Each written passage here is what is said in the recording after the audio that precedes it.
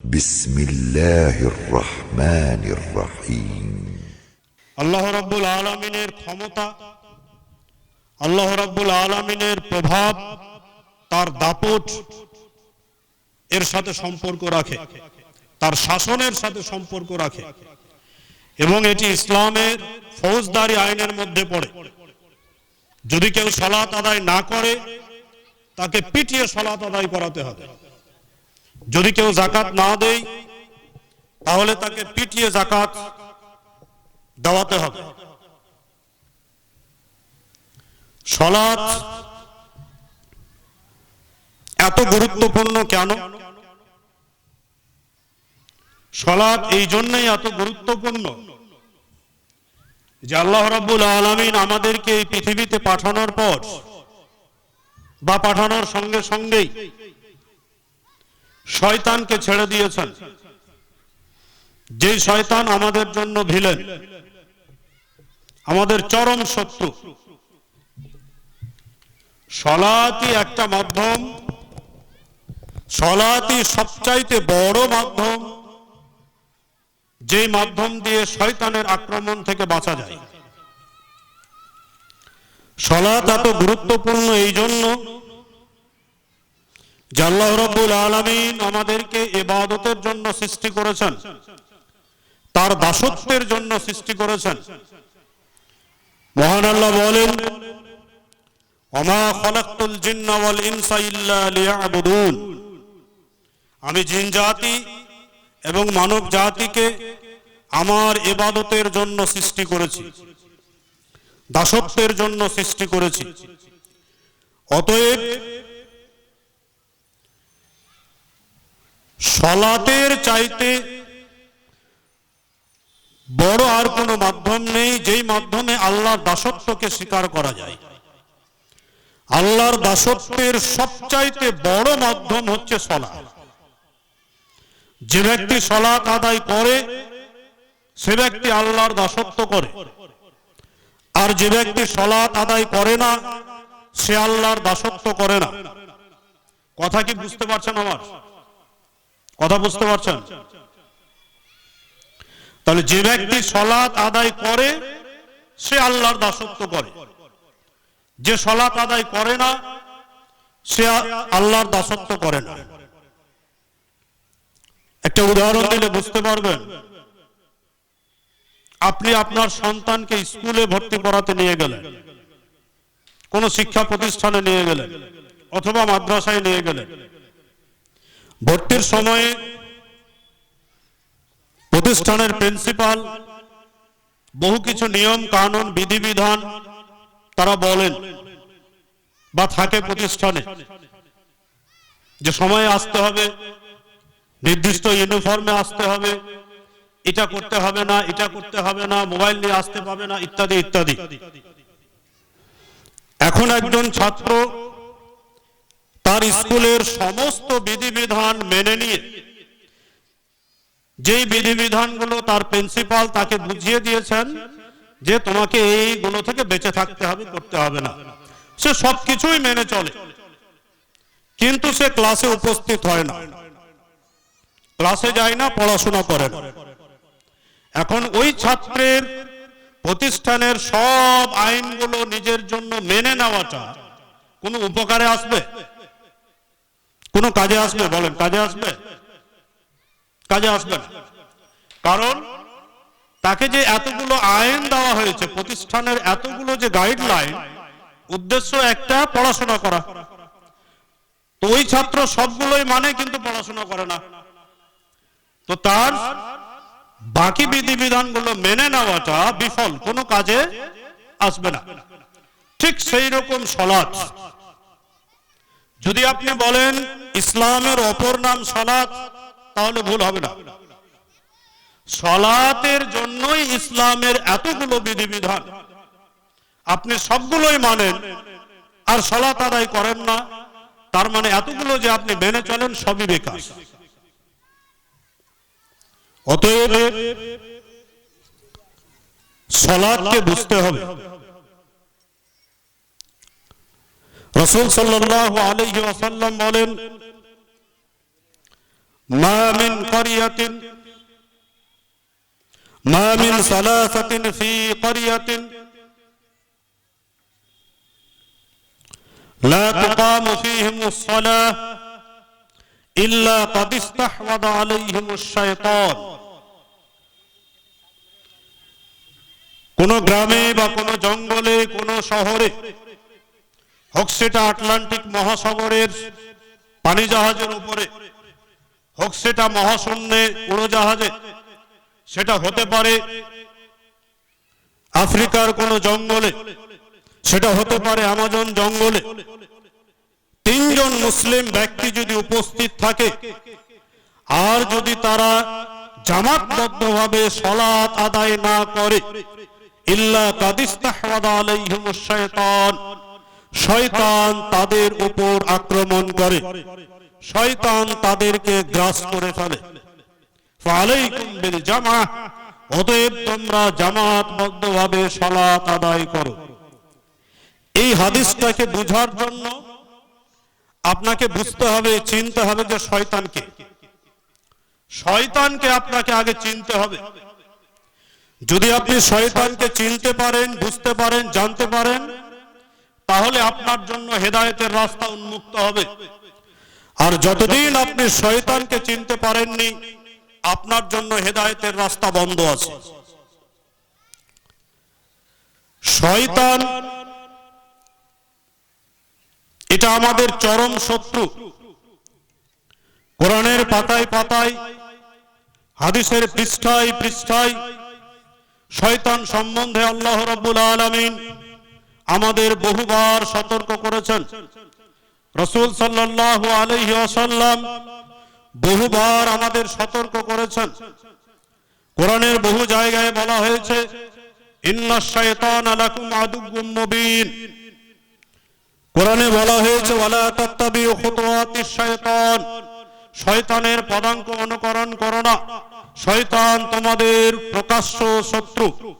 অতএব শয়তানকে আপনাকে আগে চিনতে হবে।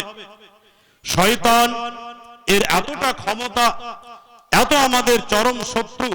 রাসূল সাল্লাল্লাহু আলাইহি ওয়াসাল্লাম বলেন, ইন্নাশ শায়তানা ইয়াজরি মিন ইবনে আদম মাজরাদ দাম, শয়তান মানব সন্তানের রক্ত কণিকার মধ্যে চলাফেরা করে। আপনার রক্তের মধ্যে রক্ত যেমন আপনার শরীরে চলমান, শয়তান সেই রন্ধ্রে রন্ধ্রে রক্ত কণিকার মধ্যে শয়তান বিরাজ করছে, চলাচল করছে। অন্য হাদিসে নবী সাল্লাল্লাহু আলাইহি ওয়াসাল্লাম বলেন, ইন্নাশ শায়তানা ইয়ারসুদু লিন-নাস ইনদা কুল্লি শাই হাত্তা ইনদা তুআমিহি। শয়তান মানুষের প্রত্যেকটা কাজে, শয়তান মানুষের প্রত্যেকটা পদক্ষেপে, মানুষের প্রত্যেকটা ভাবনায়, প্রত্যেকটা কথায়, প্রত্যেকটা কদমে শয়তান উৎপেতে বসে থাকে আপনাকে গুনাহ করানোর জন্য। এমনকি আপনি যখন খেতে বসেছেন সেই সময়েও শয়তান সুযোগ নেই আপনাকে গুনাহ করানোর জন্য। এই হাদিসের আগের অংশে বলা হয়েছে যে খেতে গিয়ে যদি একটা লোকমা পড়ে যায়, সেটা তুমি উঠিয়ে নিয়ে খেয়ে নাও, ওয়ালা ইয়াদাহা লিশ-শায়তান, সেটাকে কেউ যেন শয়তানের জন্য না ছেড়ে দেয়। শয়তানের ব্যাপারে রাসূল সাল্লাল্লাহু আলাইহি ওয়াসাল্লাম বলেন, মা মিন বানি আদম মাউলুদুন ইল্লা ইয়ামুসসুহু শায়তানু হিনা ইউলাদ ফায়াস্তাহিল্লু সারিখা। কোন এমন সন্তান নেই, যেই সন্তান, যেই শিশু জন্মগ্রহণ করেছে আর তাকে শয়তান স্পর্শ করেনি। শয়তান যখন জন্মের সময় বাচ্চাকে স্পর্শ করে, ফায়াস্তাহিল্লু সারিখা, বাচ্চা তখন চিৎকার করে কেঁদে ওঠে। তো শয়তানের স্পর্শের কারণে রাসূল সাল্লাল্লাহু আলাইহি ওয়াসাল্লাম আরো বলেন, মা মিনকুম মিন আহাদিন ইল্লা ওয়াকাদ উকিলা বিহি করিনুহু মিনাল জিন ওয়া করিনুহু মিনাল মালাইকা। এমন কোন ব্যক্তি নেই যে যার সঙ্গে দুইজন সঙ্গী নেই, একজন শয়তান সঙ্গী আর একজন ফেরেশতা সঙ্গী। একজন শয়তান বন্ধু আর একজন ফেরেশতা বন্ধু আমাদের প্রত্যেকের সঙ্গেই আছে।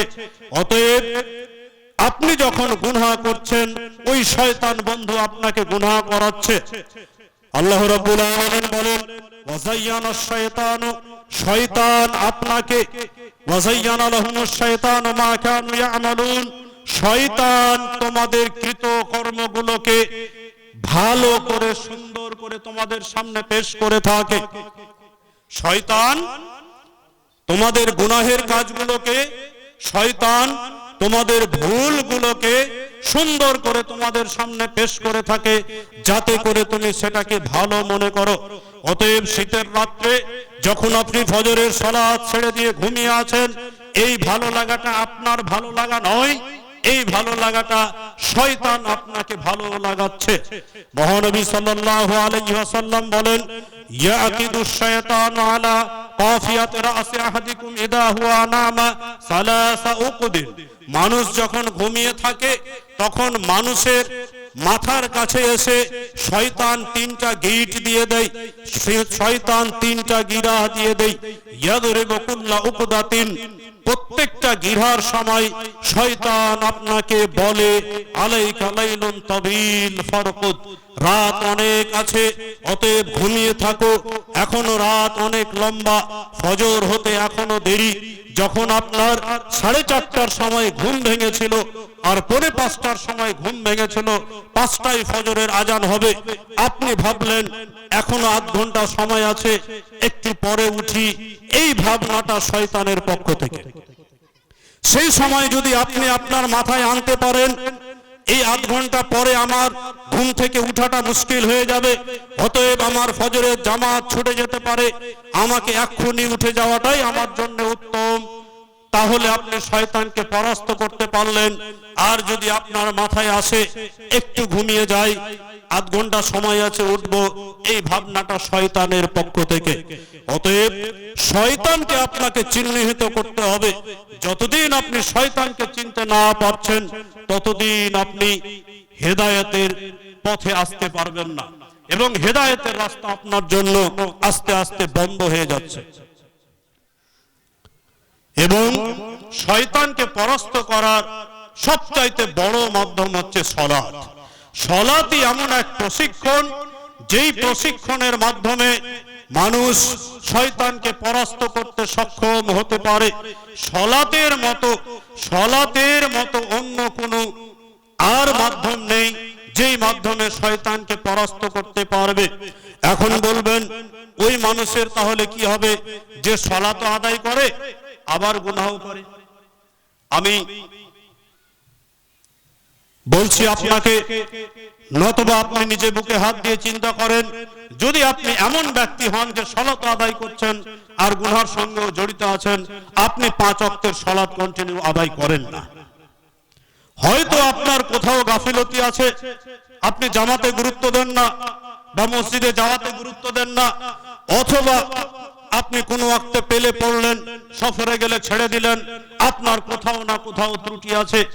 ওই ব্যক্তি, যে ব্যক্তি কন্টিনিউ 5 ওয়াক্তে মসজিদে হাজির হতে পারে শয়তানকে পরাস্ত করে, সেই ব্যক্তি গুনাহে লিপ্ত হতেই পারে না। কারণ মহান আল্লাহ রাব্বুল আলামিন বলছেন ইন্নাস সালাতা তানহা আনিল ফাহশাই ওয়াল মুনকার, সালাত আপনাকে বাধা দেবে অবৈধ কৃতকর্ম থেকে, সালাত আপনাকে বাধা দিবে নির্লজ্জ কাজ থেকে। সালাত আপনাকে বাধা দিচ্ছে না, তার মানে আপনি এখনো পরিপক্ক নামাজি হতে পারেননি, কোথাও না কোথাও আপনার দুর্বলতা আছেই আছে। সালাতই এক মাধ্যম যেই মাধ্যমে অন্তরকে কন্ট্রোল করা যায়।